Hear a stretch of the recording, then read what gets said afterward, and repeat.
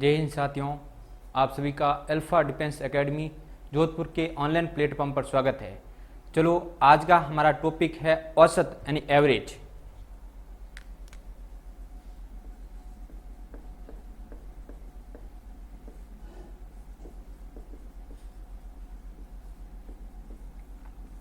सबसे पहले हम बात करते हैं औसत को हम लगभग 4 क्लास में कंप्लीट करने की कोशिश करेंगे और आज हम बात करेंगे सबसे पहले टाइप नंबर 1 की।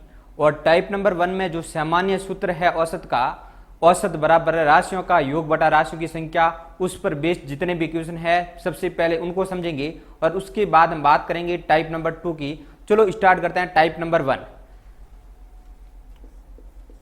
टाइप नंबर 1 में हम औसत का जो फॉर्मूला होता है, बेसिक फॉर्मूला, राशियों का योग बटा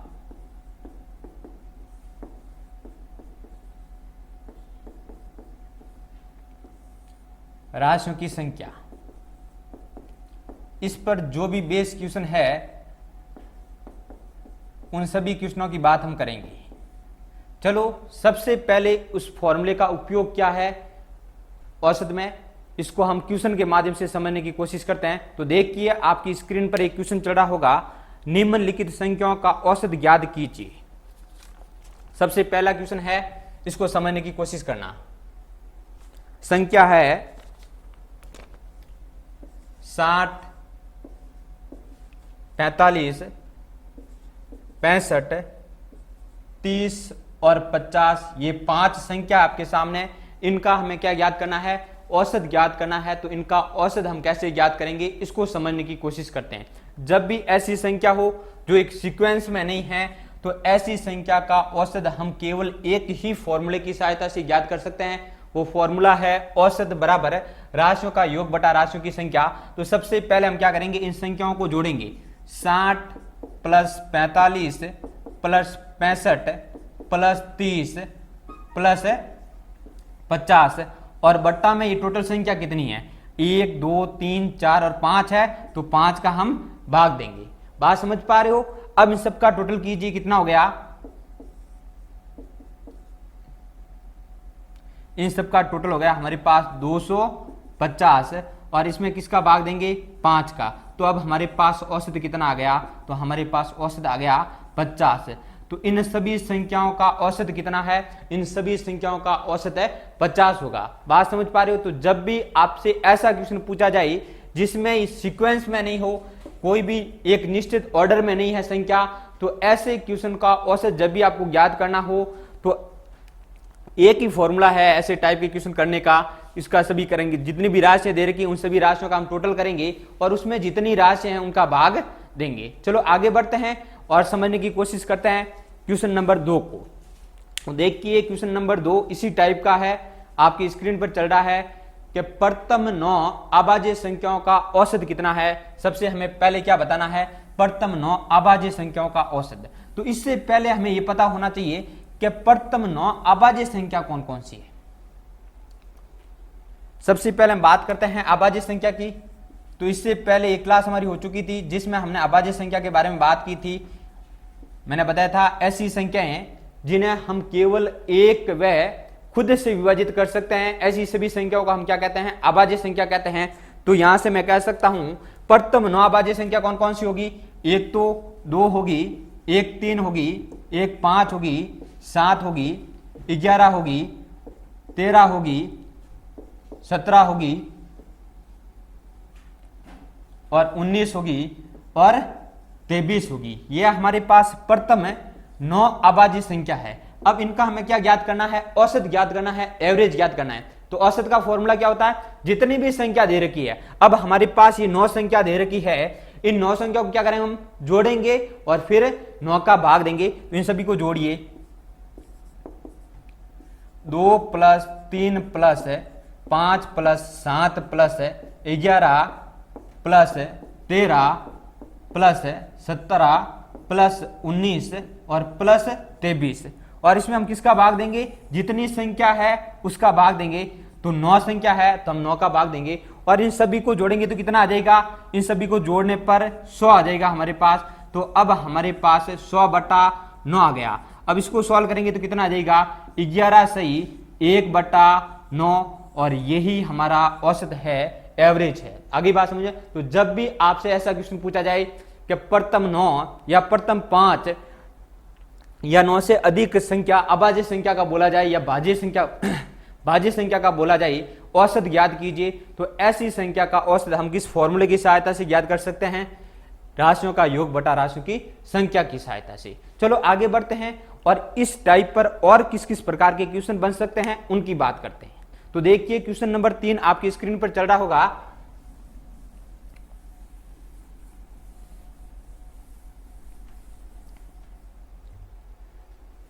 क्वेश्चन नंबर 3 है 22, 18, x व 30 का औसत 25 है तो x का मान ज्ञात कीजिए। जब भी आपके सामने कोई भी 4 संख्या दे रखी है या 5 संख्या दे रखी है, उनमें से एक संख्या अननोन हो, जिसकी एक संख्या की वैल्यू हमें ज्ञात करनी हो और औसत दे रखा है, तो ऐसे क्वेश्चनों को हल करने का हमारे पास तरीका क्या है? वही है औसत बराबर है राशियों का योग बटा राशियों की संख्या। तो सबसे पहले तो हमें पता होना चाहिए संख्या क्या क्या है।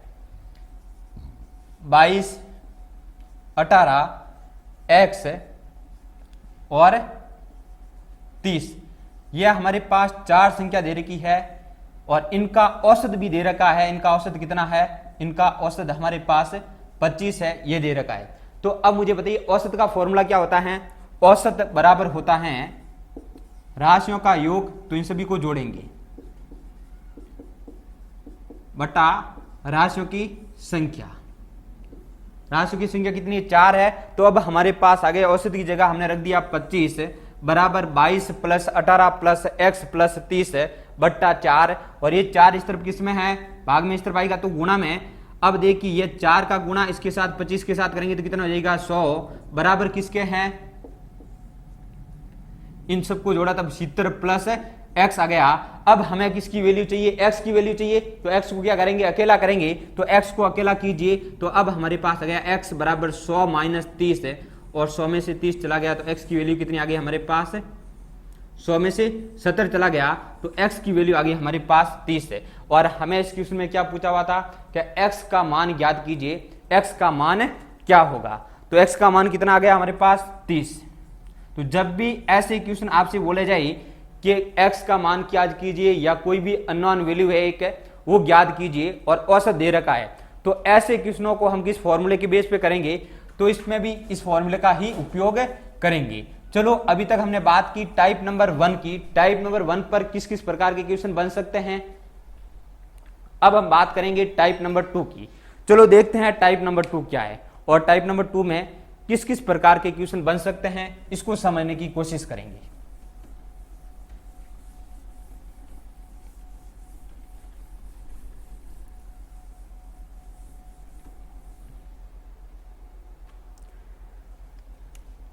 बात करते हैं टाइप नंबर 2 की।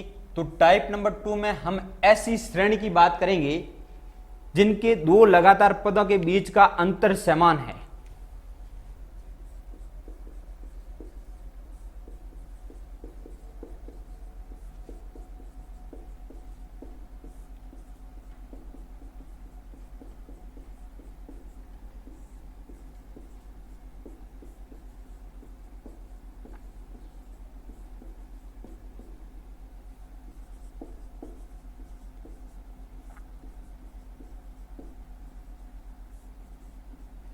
ऐसी श्रेणी जिनके 2 लगातार पदों के बीच का अंतर समान है, तो ऐसी श्रेणी का एवरेज हम कैसे ज्ञात कर सकते हैं, इसकी बात हम टाइप नंबर 2 में करेंगे। तो देखिए एक हमारे पास ऐसी श्रेणी है 1, 2, 3, 4 और 5।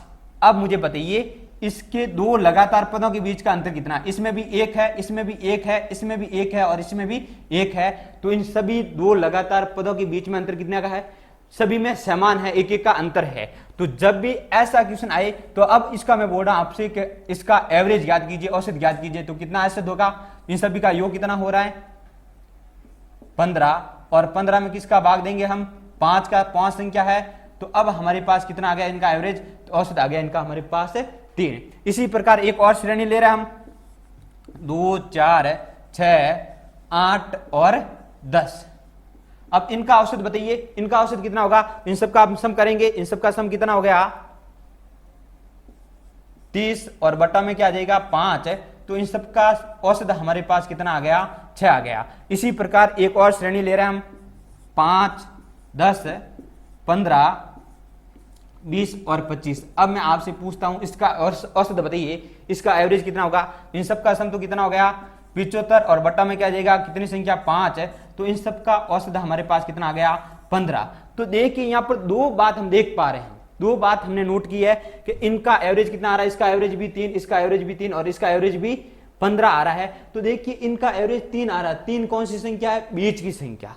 और इस श्रेणी का एवरेज कितना आ रहा है? 6 आ रहा है। और 6 भी कौन सी संख्या है? बीच की संख्या है। और इस श्रेणी का औसत कितना आ रहा है? 15 आ रहा है। और 15 भी क्या है? एक बीच की संख्या है। तो यहां से मैं कह सकता हूं जब भी कोई भी ऐसी श्रेणी है जिनके दो लगातार पदों के बीच का अंतर समान है, तो ऐसी श्रेणी में औसत क्या होगा? एक तो औसत होगा बीच की संख्या,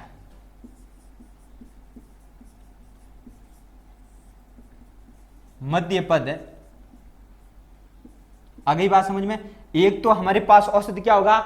जो बीच का पद होगा, जो बीच की संख्या होगी, वही हमारा औसत होगा। और एक बात और नोट कर पा रहे हैं, यदि इसमें पहली संख्या और अंतिम संख्या को जोड़कर 2 का भाग दे दिया जाए, पहली संख्या 1 है और अंतिम संख्या 5 है, पहली संख्या और अंतिम संख्या को दोनों को जोड़ा 6 आ गया, और 6 में हम 2 का भाग देंगे तो 3 आ जाएगा। तो मैं कह सकता हूं कि औसत का एक हमारे पास और फॉर्मूला आ जाएगा। औसत बराबर किसके होगा? प्रथम संख्या या प्रथम पद प्लस अंतिम पद बट्टा 2। अगली बात समझ में? तो यहां से हमें दो फॉर्मूले प्राप्त हो गए औसत ज्ञात करने के। एक तो प्रथम पद और अंतिम पद को जोड़कर यदि 2 से भाग दे दिया जाए तो भी हमें औसत प्राप्त हो जाएगा। और एक और फॉर्मूला हमारे पास है बीच की संख्या। जब भी दो लगातार पदों के बीच में अंतर समान है तो ऐसी कंडीशन में हम औसत इन दोनों फॉर्मूलों की सहायता से भी ज्ञात कर सकते हैं।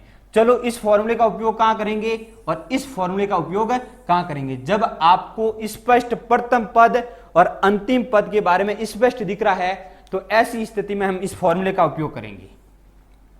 और जब आपको मध्य पद के बारे में बात की गई है या फिर मध्य पद स्पष्ट दिख रहा है तो ऐसी स्थिति में हम बात करेंगे औसत बराबर होता है मध्य पद बीच की संख्या।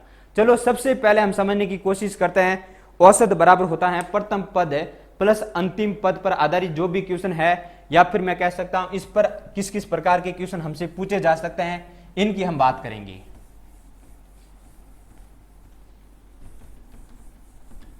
इनको हम समझने की कोशिश करते हैं। तो देखिए सबसे पहले आपकी स्क्रीन पर एक क्वेश्चन दिख रहा होगा, प्रथम 100 धन पूर्णांकों का औसत कितना है? प्रथम 100 धन पूर्णांकों का औसत कितना है? सबसे पहले मुझे बताइए, हमने बात की है क्वेश्चन में धन पूर्णांक की। इससे पहले तो इसके बारे में सोचना आपको कि पूर्णांक संख्या किसे कहते हैं। पूर्णांक संख्या किसे कहते हैं? हमने पढ़ा पूर्णांक संख्या के बारे में, माइनस अनंत से लेकर प्लस अनंत के बीच में जितनी भी संख्याएं हैं उन सभी संख्याओं को हम क्या कहते हैं? पूर्णांक संख्या कहते हैं। और ये देखिए पूर्णांक संख्या इस प्रकार से एक संख्या रेखा पर स्थित है, समझने की कोशिश करना। ये 0 की स्थिति है, ये 1 की स्थिति है, ये 2, ये 3, और इस प्रकार से हम यहां तक चलेंगे प्लस अनंत तक, और इस तरफ -1, -2, -3, और इस तरफ चलेंगे हम -1 पर। तो -1 से माइनस अनंत के बीच में जो संख्या आती है इन्हें तो हम ऋणात्मक पूर्णांक कहते हैं, और +1 से लेकर प्लस अनंत के बीच में जो भी संख्या आती है इन्हें हम धनात्मक पूर्णांक कहते हैं। तो हमें क्वेश्चन में क्या पूछा गया है? धनात्मक पूर्णांक के बारे में पूछा गया है। तो सबसे पहले हम किसके बारे में सोचेंगे? धनात्मक पूर्णांक के बारे में सोचेंगे। तो अब मुझे बताइए धनात्मक पूर्णांक संख्या कौन कौन सी है? प्रथम 100 धनात्मक पूर्णांक बोला है तो 1 से लेकर कहां तक चलेंगे? 1, 2, 3, 4, और इस प्रकार से कहां तक चलेंगे? हम 100 तक चलेंगे। तो यह हमारे पास प्रथम 100 धनात्मक पूर्णांक संख्या आ गई। अब इसमें देखिए, अब इनका हमें क्या ज्ञात करना है? औसत ज्ञात करना है प्रथम 100 धनात्मक पूर्णांक संख्या का। तो अब ये हमारे पास सभी क्या है, प्रथम है 100 धनात्मक पूर्णांक संख्या है, तो इनका औसत कैसे ज्ञात करेंगे। तो इसमें एक तो हमें स्पष्ट क्या दिख रहा है, एक दिख रहा प्रथम पद है और एक अंतिम पद स्पष्ट दिख रहा है। और जब भी आपको प्रथम पद और अंतिम पद स्पष्ट दिखे तो ऐसी कंडीशन में कह सकते हैं हम एवरेज का फॉर्मूला क्या होगा, प्रथम पद प्लस अंतिम पद बटा 2। प्रथम पद कितना है, प्रथम पद 1 और अंतिम पद कितना है 100 बटा 2, 101 बटा 2। तो अब हमारे पास औसत कितना आ गया 50.5। अगली बात समझ में। तो जब भी आपको ऐसा बोला जाए कि प्रथम 100 पूर्णांक संख्या का, तो आपको ये सोचना है पूर्णांक संख्या स्टार्ट कहां से होती है। पूर्णांक संख्या तो माइनस अनंत से प्लस अनंत के बीच में होती है, परंतु इसने बोला धनात्मक पूर्णांक संख्या, और हमें पता है धनात्मक पूर्णांक संख्या 1 से स्टार्ट होती है और 100 का बोला है, तो 1 से लेकर 100 तक की जो भी संख्या है वो सभी क्या है, प्रथम 100 धनात्मक पूर्णांक संख्या है। और इनका हमें क्या चाहिए, औसत चाहिए। और ये सभी संख्या क्या है, कंटिन्यू है, रेगुलर है। और इनके बीच में अंतर कितना है, प्रत्येक दो पदों के बीच में जो लगातार दो पद है इनके बीच में अंतर कितने का है, 1-1 का है। तो हम कह सकते हैं ऐसी स्थिति में इसका फॉर्मूला क्या होगा, प्रथम पद प्लस अंतिम पद बटा 2।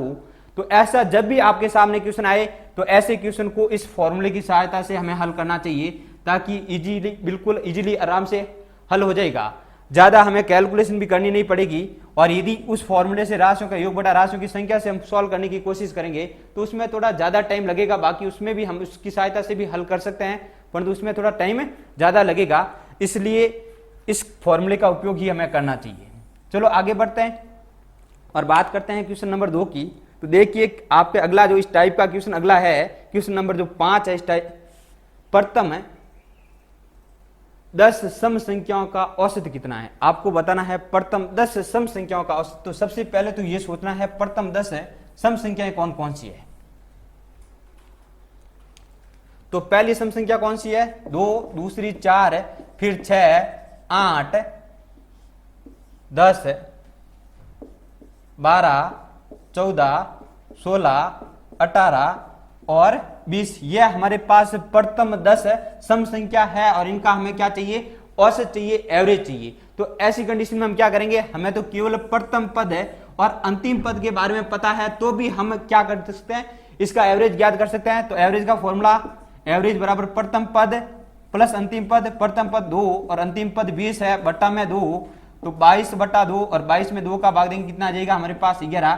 तो इन प्रथम है 10 सम संख्याओं का औसत कितना आ जाएगा हमारे पास, प्रथम 10 सम संख्या का औसत आ गया 11। अगली बात समझ में। अब देखिए अगला क्वेश्चन ध्यान से, इस प्रकार के क्वेश्चन आपको भ्रमित कर सकते हैं। क्वेश्चन है 50 तक की सभी सम संख्याओं का औसत क्या होगा। हमें बताना है 50 तक की जितनी भी संख्याएं हैं,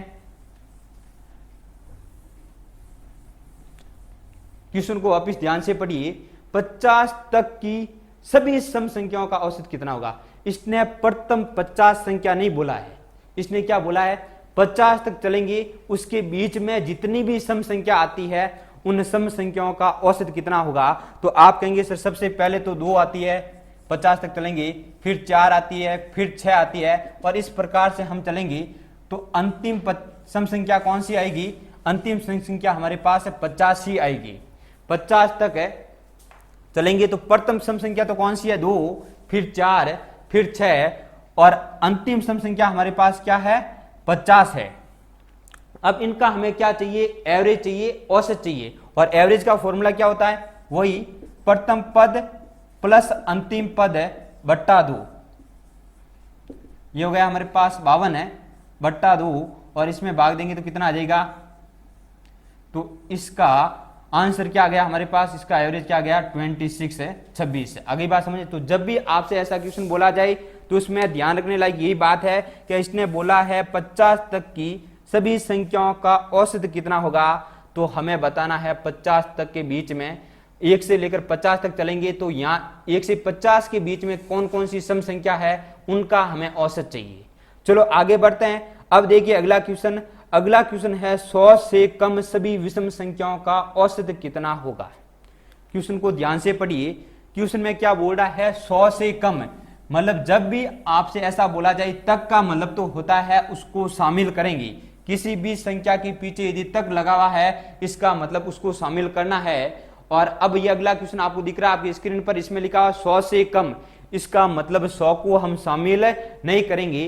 100 से कम जितनी भी विषम संख्या है उन सभी विषम संख्याओं का हमें औसत बताना है। तो आप कहेंगे सर पहली विषम संख्या तो 1 है, फिर 3 है, फिर 5 है, और इस प्रकार से हम चलेंगे तो 97 और 99 ये हमारे पास 100 से कम विषम संख्याएं हैं और इनका हमें क्या चाहिए, औसत चाहिए। और औसत का फॉर्मूला क्या होता है, प्रथम पद और अंतिम पद। ये फॉर्मूला क्यों लगाया हमने, क्योंकि हमें प्रथम पद और अंतिम पद ही स्पष्ट दिख रहा है, तो यही फॉर्मूला हम लगाएंगे। और यह हमारे पास औसत कितना आ गया,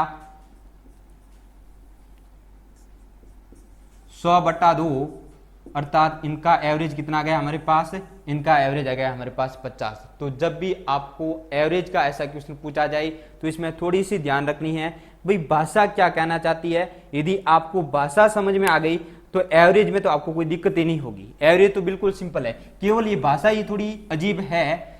तो आपको इस भाषा पर थोड़ा विशेष ध्यान देना, क्वेश्चन को समझने की कोशिश करनी है कि क्वेश्चन क्या कहना चाहता है। देखिए अगला क्वेश्चन, 100 तक की विषम संख्याओं का औसत ज्ञात कीजिए। क्वेश्चन को ध्यान से देखिए, ये बोल रहा है 100 तक की विषम संख्याओं का औसत कितना होगा। इसने बोला 100 तक का, इसका मतलब क्या बोल रहा है कि भाई 100 को भी साथ में लेंगे तो 1, 3, 5, ठीक है, 7, और इस प्रकार से हम चलेंगे तो 100 तक चलेंगे। तो 100 हमारे पास एक विषम संख्या नहीं है, तो फिर से कहां तक चढ़ना पड़ेगा, हमें 99 तक ही चढ़ना पड़ेगा, क्योंकि 100 को ऐड करते, परंतु कब ऐड करते, जब ये 100 भी क्या होती है, एक विषम संख्या, परंतु हमें पता है 100 एक विषम संख्या नहीं है, इस कारण इसको 100 को हम नहीं ले रहे हैं। बाकी इसने बोला 100 तक, दोनों की मीनिंग एक ही निकल रही है। जो पहले वाला क्वेश्चन था और इस क्वेश्चन में केवल इतना ही फर्क है, उसने बोला 100 से कम है, उस क्वेश्चन में तो क्या था 100 से कम था, और इसमें बोला है 100 तक। यदि 100 भी एक विषम संख्या होती तो इसको हम ऐड करते, परंतु उसमें लिखा हुआ 100 से कम है, तो उसमें 100 विषम संख्या होती तो भी हम उसको ऐड नहीं करते। चलो आगे बढ़ते हैं और क्वेश्चन के माध्यम से इसको समझने की कोशिश करते हैं। अब देखिए अगला क्वेश्चन है 11 से 63 के बीच की सम संख्याओं का औसत क्या होगा। हमें 11 से लेकर 63 के बीच में जितनी भी सम संख्या आती है उनका औसत बताना है, उनके बीच में औसत कितना होगा। तो सबसे पहले तो ये बताइए 11 से 63 के बीच में कौन कौन सी सम संख्या आती है। तो आप कहेंगे एक तो 12 आती है, एक 14 आती है, 16 आती है, और इस प्रकार से हम चलेंगे 60 आती है और 62 आती है। यह हमारे पास क्या है, 11 से लेकर 63 के बीच की सभी सम संख्याएं हैं जो 11 और 63 के बीच में आती है। अब इनका हमें क्या चाहिए, औसत चाहिए। तो औसत का फॉर्मूला एवरेज बराबर क्या होता है, प्रथम पद 12 प्लस अंतिम पद 62/2।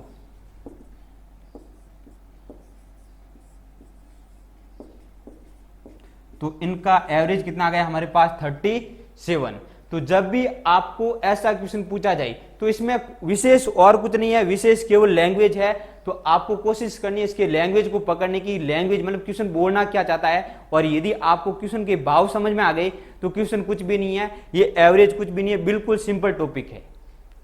चलो और क्वेश्चन के माध्यम से समझने की कोशिश करते हैं इस टाइप का क्वेश्चन। तो देखिए आपकी स्क्रीन पर क्वेश्चन चढ़ा होगा, 3 के प्रथम 5 गुणजों का औसत क्या होगा। तो सबसे पहले तो आपको यह पता होना चाहिए 3 के प्रथम 5 गुणज कौन कौन से होते हैं।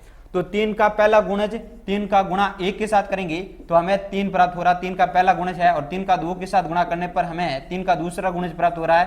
3 का 3 के साथ गुणा करेंगे तो 3 का तीसरा गुणज है, और 3 का हम 4 के साथ गुणा करेंगे तो 3 का चौथा गुणज प्राप्त होगा, और 3 का हम 5 के साथ गुणा करेंगे तो ये 3 का 5वां गुणज प्राप्त हो गया। अब हमारे पास ये 3 के 5 गुणज है, इनका हमें क्या चाहिए, औसत चाहिए। तो यहां से आप आराम से देखकर बता सकते हो, एक तो बीच की संख्या ही औसत होता है, या फिर ऐसे भी नहीं बता सकते हो तो कौन सा फॉर्मूला है, प्रथम पद प्लस अंतिम पद बट्टा 2, इन दोनों को जोड़ा तब कितना आ गया हमारे पास 18, और 18 में 2 का भाग देंगे तो कितना आ जाएगा 9। तो आप कह सकते हो कि प्रथम 3 के प्रथम 5 गुणजों का औसत कितना होगा, 9 होगा। तो जब भी आपसे ऐसा क्वेश्चन पूछा जाए औसत में तो इस प्रकार के क्वेश्चनों को हमें इस प्रकार से सॉल्व करना चाहिए। चलो अब एक फॉर्मूला और हमने पढ़ा कि औसत बराबर होता है मध्य पद, बीच की संख्या को भी हम औसत कह सकते हैं जब दो लगातार पदों के बीच का क्या हो, अंतर समान हो। तो इस पर बेस और कौन कौन से क्वेश्चन बन सकते हैं उसको समझने की कोशिश करते हैं। तो देखिए, जब भी आपको किसी भी क्वेश्चन में ये तीन शब्द मिले, कर्मित, कर्मागत या फिर लगातार,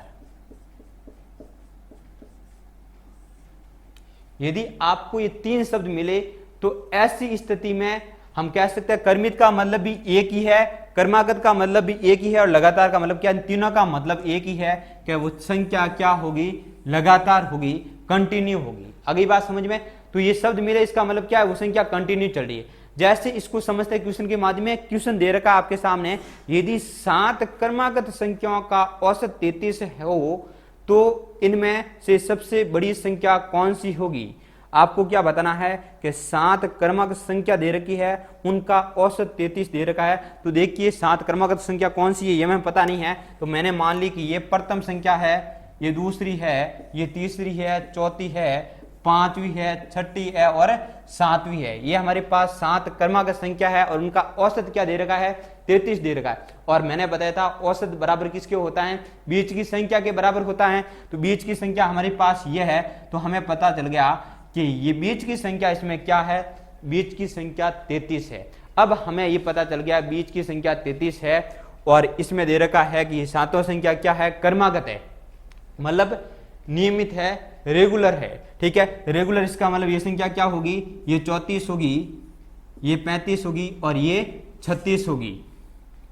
ये संख्या क्या होगी, 32 होगी, ये 31 होगी और ये 30 होगी। तो अब इसमें आपसे 4 प्रकार की क्वेश्चन पूछे जा सकते हैं। एक तो क्वेश्चन पूछा जा सकता है सबसे बड़ी संख्या कौन सी है, तो इनमें से सबसे बड़ी संख्या कौन सी है, तो आप बताएंगे सबसे बड़ी संख्या 36 है। आपसे पूछा जा सकता है इसमें सबसे छोटी संख्या कौन सी होगी, तो सबसे छोटी संख्या कौन सी है, 30 है। अगली बात समझ में। अब आपसे ये भी पूछा जा सकता है बड़ी संख्या और छोटी संख्या के बीच में अंतर कितने का है, तो दोनों के बीच में अंतर कितने का है, 6 का है। अब आपसे ये भी पूछा जा सकता है बड़ी संख्या और छोटी संख्या का योग क्या होगा। बात समझ पा रहे हो, तो इस प्रकार से भी आपसे क्वेश्चन पूछे जा सकते हैं। तो आप कहेंगे सर योग 66 होगा। आपसे ऐसा भी क्वेश्चन पूछा जा सकता है दूसरे नंबर से बड़ी संख्या कौन सी है, दूसरे नंबर पर बड़ी संख्या कौन सी है, तो आप कहेंगे सर दूसरे नंबर पर बड़ी संख्या कौन सी है, 35 है। तो यहां से मतलब इस क्वेश्चन पर भाई इस पर आपको अनेक प्रकार से क्वेश्चन पूछे जा सकते हैं और जो जो क्वेश्चन बनने की संभावना रहती है वो क्वेश्चन मैंने आपको बताने की कोशिश की, समझाने की कोशिश की। चलो और एग्जांपल के माध्यम से और क्वेश्चन को समझते हैं हम। तो देखिए अगला क्वेश्चन है वो आपकी स्क्रीन पर दिख रहा होगा, 5 लगातार सम संख्याओं का औसत 40 है, तो सबसे बड़ी संख्या कौन सी होगी। दे रखा है 5 लगातार सम संख्याएं।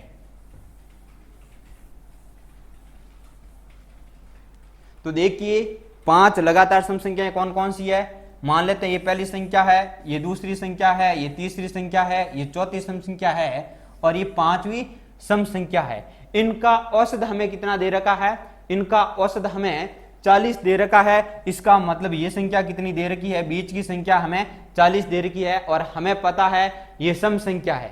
सम का मतलब है अगली संख्या कौन सी आएगी, 42 है, और इससे अगली संख्या कौन सी आएगी, 44 है, और ये कौन सी आएगी, ये 36। अगली बात समझ में। तो अब क्वेश्चन में हमसे पूछा है इनमें से सबसे बड़ी संख्या कौन सी है, तो बड़े आराम के साथ हम बता सकते हैं कि सबसे बड़ी संख्या कौन सी होगी, 44 होगी। और अब क्वेश्चन में आपसे ये पूछ लेता कि सबसे छोटी संख्या कौन सी है, तो आपका आंसर क्या होना चाहिए था, तो ऐसी स्थिति में आपका आंसर होना चाहिए था 36। अगली बात समझ में। तो चलो इस क्वेश्चन को और समझने की कोशिश करते हैं। अब आपसे इस प्रकार से क्वेश्चन भी पूछा जा सकता है। तो अगला क्वेश्चन देखिए, 4 क्रमागत सम संख्याओं का औसत 27 है, तो सबसे बड़ी व छोटी संख्या का योग क्या होगा।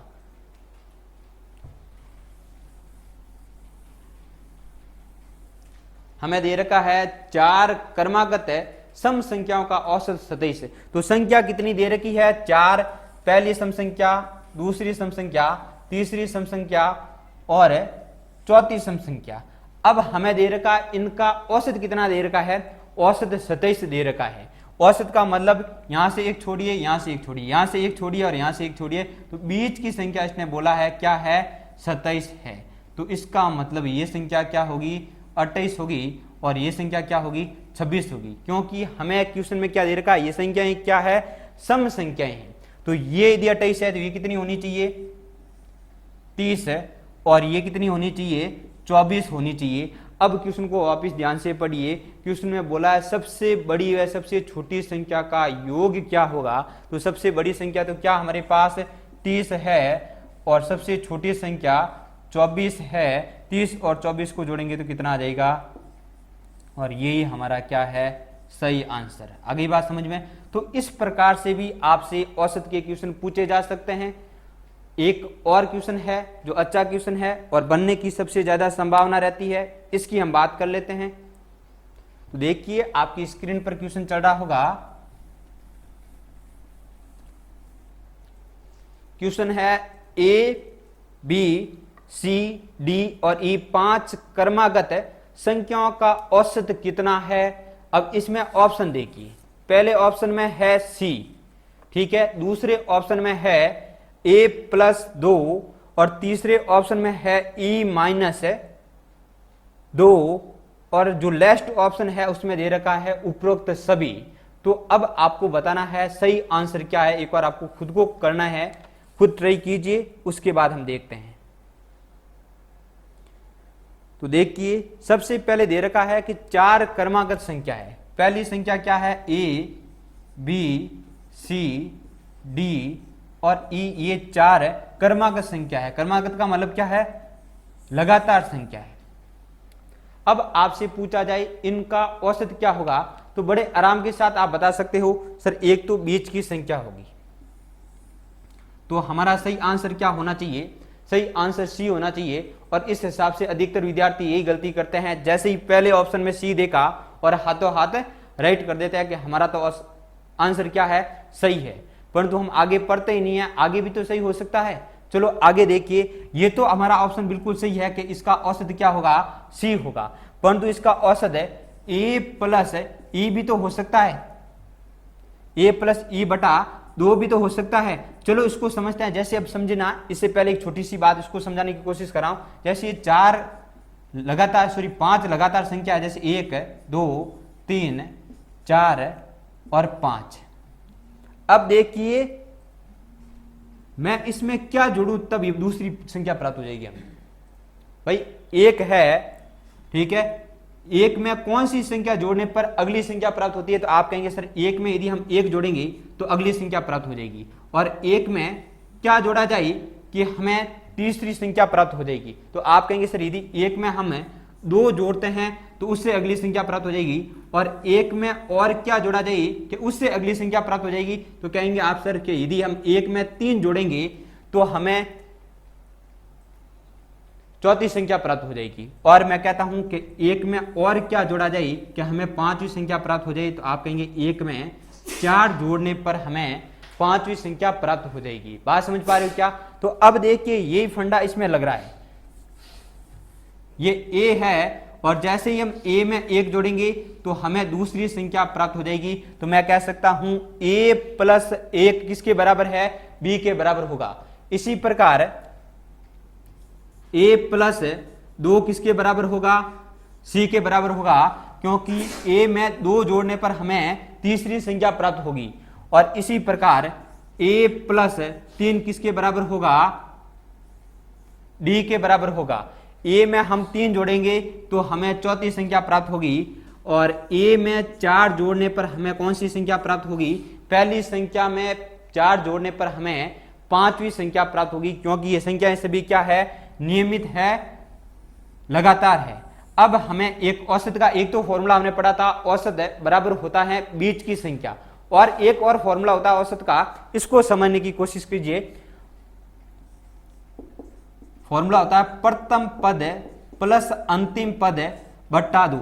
अब मुझे बताइए प्रथम पद क्या है, तो प्रथम पद आप कहेंगे ए है, अंतिम पद क्या है, ई है, और बट्टा में क्या है, 2 है।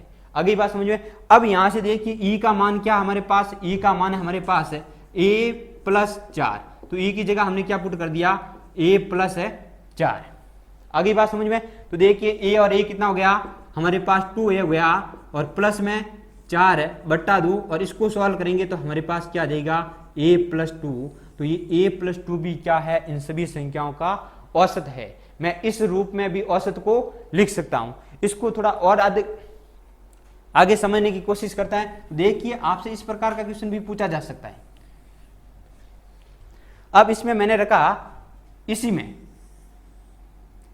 a और e की जगह वैल्यू पुट की। अब e की जगह वैल्यू पुट न करके a की जगह करनी चाहूं तो a+4 बराबर e है, तो मैं ये भी तो लिख सकता हूं ना, a बराबर e-4 होगा। बात समझ पा रहे हो क्या भाई? यदि मैं e बराबर a+4 लिख सकता हूं तो वापस a बराबर e-4 भी लिख सकता हूं। तो अब इस फॉर्मूले में वैल्यू पुट कीजिए।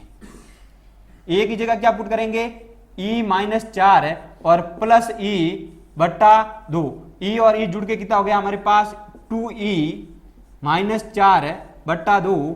तो अब हमारे पास यहां क्या आ गया औसत, e-2। तो देखिए हमारे पास इसके 3 प्रकार से औसत हम लिख सकते हैं। एक तो सीधा सीधा सिंपल हमें दिख रहा है e के रूप में, और एक हमारे पास औसत क्या आएगा, a+2, और तीसरा औसत हमारे पास क्या आ रहा है, e-2।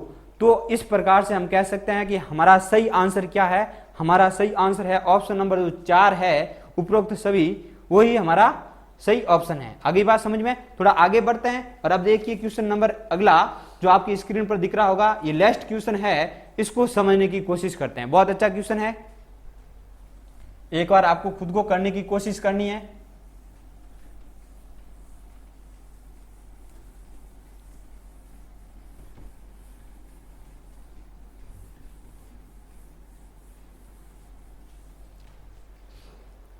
तो देखिए 3 क्रमित विषम संख्याओं का औसत 29 है। यदि इसके तुरंत बाद 3 और विषम संख्या जोड़ दी जाए तो नवीन सेट का औसत कितना होगा।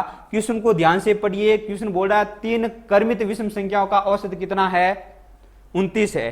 3 क्रमांक संख्या है, पहली संख्या, दूसरी संख्या और तीसरी संख्या, और तीनों संख्या कैसी है, विषम संख्या है, और इनका औसत कितना है, 29 है। तो ये संख्या कितनी हो गई, ये 31 हो गई और ये 27 हो गई। अगली बात समझ में। अब आगे क्वेश्चन क्या बोल रहा है, इसके तुरंत बाद 3 और विषम संख्या जोड़ दी जाए। हम क्या कर रहे हैं, इसके तुरंत बाद 3 और विषम संख्या जोड़ दी, 1, 2 और 3, और जैसे ही हमने 3 और विषम संख्या जोड़ी तो ये कितना हो गया, 33, 35 और आगे बात समझ में। तो अब हमारे पास इसका एवरेज क्या होगा, जो ये नवीन सेट है, हमें ये सेट प्राप्त हो रहा है, इसका एवरेज क्या होगा, इसका औसत हमें ज्ञात करना। औसत कैसे ज्ञात करेंगे, प्रथम पद प्लस अंतिम पद बटा 2, या फिर आप ऐसे भी इन दोनों के बीच में कौन सी संख्या आ रही है इसको देखकर भी आप इनका औसत का पता लगा सकते हो। तो हमें नवीनतम औसत क्या प्राप्त होगा, 32। अगली बात समझ में। तो एवरेज पर 2 टाइप के क्वेश्चन जो बनते हैं, इसकी बात हमने आज की क्लास के माध्यम से की, और अगली क्लास में हम बात करेंगे एवरेज का जो तीसरा टाइप है। तो आज के लिए धन्यवाद। जय हिंद, जय भारत।